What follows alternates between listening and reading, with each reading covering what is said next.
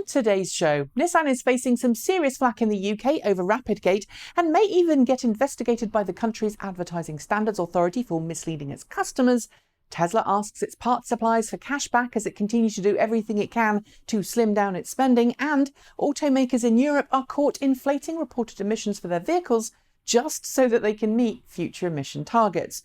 These stories and more coming next. This is Ecotricity's ecoTEC roundup show from New Zealand's only carboNZero certified renewable electricity company. We're 100% Kiwi and 50% community owned. Switch today at ecotricity.co.nz. Hi there, I'm Nikki, your resident ecoTEC host, and as usual, there's plenty to talk about today, so onwards and upwards. We're starting today with news from the UK, where Nissan is facing a potential investigation from the Advertising Standards Authority over the way it advertised the rapid charging time of its next generation 2018 Leaf EV.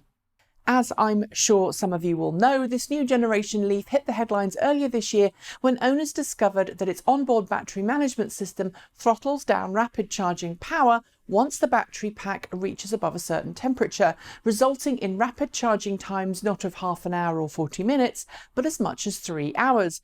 While Nissan does mention that the car's system lowers the battery charging power to preserve the pack in its manual, it doesn't mention that this lowering happens just after one rapid charge, meaning a long-distance trip is all but impractical unless you understand how to keep the pack cool. This one is likely to go on for some time, so of course, I'll keep you posted of any updates as they happen. Tesla hit the headlines several times this week, starting with a report last weekend that it had asked some of its parts suppliers for cashback in the form of a meaningful amount of money it had paid to them since 2016. The note, seen by the Wall Street Journal, said that all suppliers were being asked to help the company become profitable. The news caused Tesla stocks to tumble as traders saw this as an indication Tesla was suffering more financial problems than previously thought.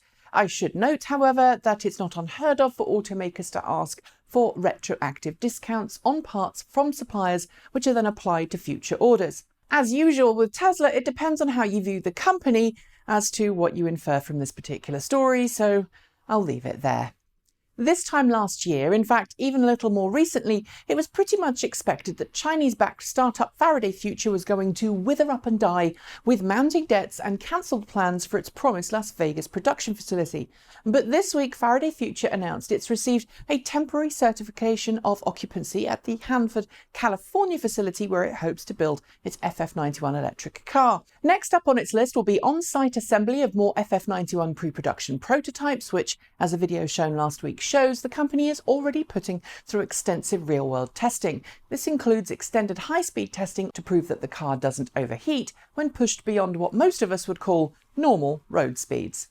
Readying itself to make the switch to electric, Audi confirmed this week that it's now begun serial production of the electric drivetrains it will be using in the upcoming Audi e-Tron SUV.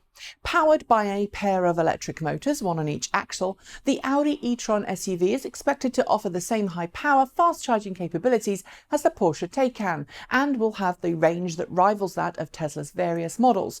Initial production volume for motors is expected to sit around 400 units per day, which equates to around 2,800 motors per week, enough for 1,400 cars per week. That's low compared to Tesla's current output, but remember that 1,400 cars per week is a pretty impressive start point, as we assume production will ramp up from there.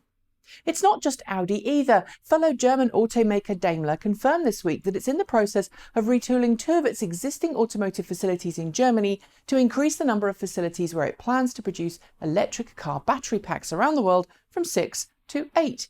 It's all part of a €1.5 billion, $1.75 billion investment from the company to transition away from internal combustion engines to electric, hydrogen and autonomous vehicle technologies. With the first of its mass-produced electric cars due in the next year or so, it does look like Daimler is expecting to go all in as soon as those battery facilities come online. Nearly 3 years after Dieselgate first hit the headlines, a new emissions scandal hit the news this week. But rather than be about automakers trying to cheat emissions tests to make polluting cars seem less polluting, the European Commission says it has evidence suggesting multiple automakers are now inflating emissions and lowering fuel economy estimates for current vehicles so that they can meet future emissions regulations for 2025 and 2030. Why?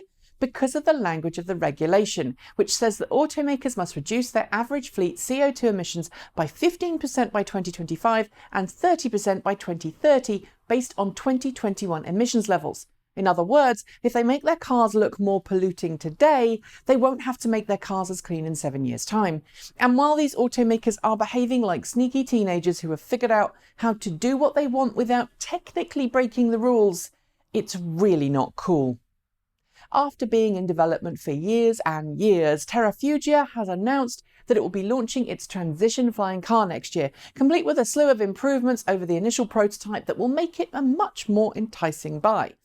This includes using a hybrid electric drivetrain rather than just an internal combustion engine, and improved visibility from 3 onboard cameras, as well as rejigged user interfaces. Sadly though, you'll need a driver's license and a pilot's license to own one, and there's no mention of price. I suspect if you need to ask, you won't be able to afford it.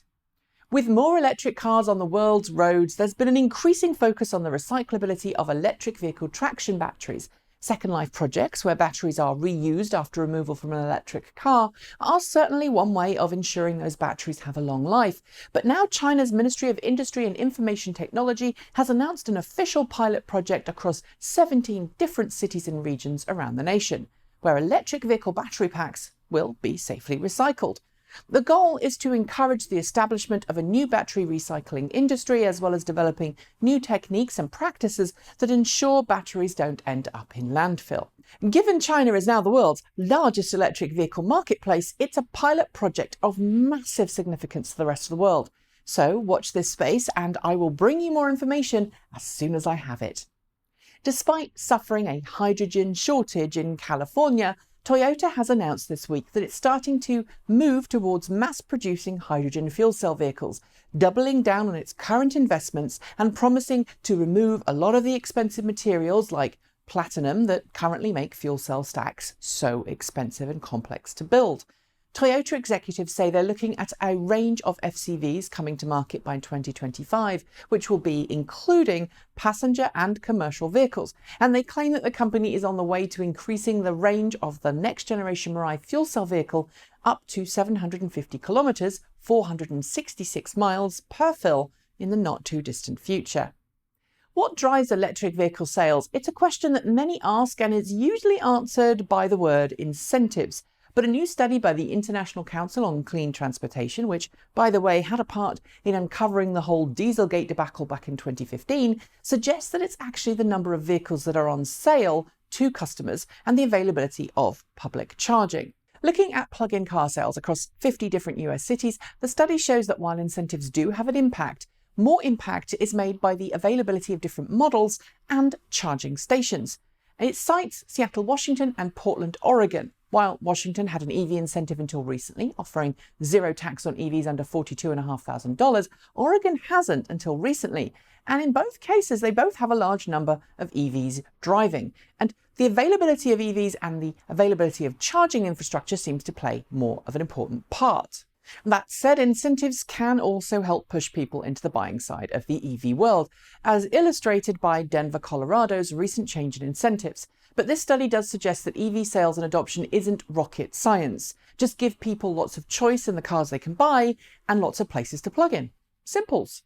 Around the world, we've seen several pilot projects come online where electric car drivers can be rescued when they run out of charge by a special charging van fitted with onboard battery packs. To date, though, most of these have relied on slow, emergency top-up chargers.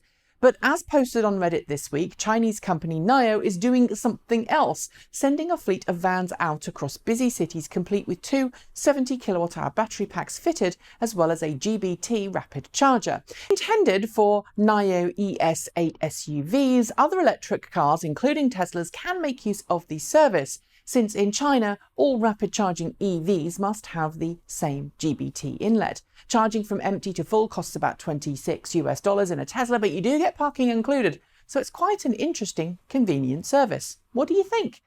And finally, he helped save Fiat from certain death in 2004 and then went on to help Chrysler by combining the two companies together.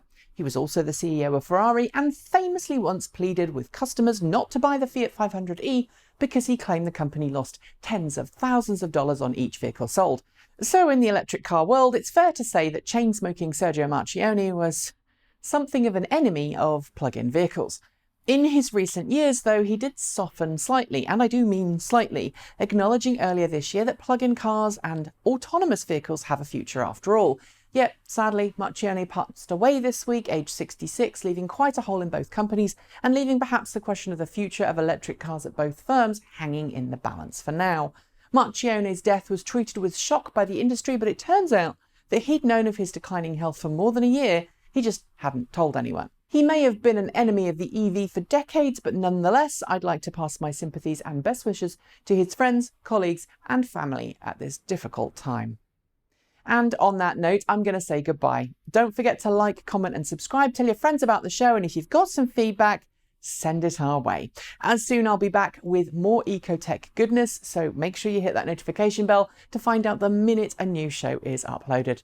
In the meantime, have a fantastic weekend, make sure you do something fun, and don't forget to help keep those wind turbines spinning by switching to New Zealand's only carboNZero certified renewable electricity company.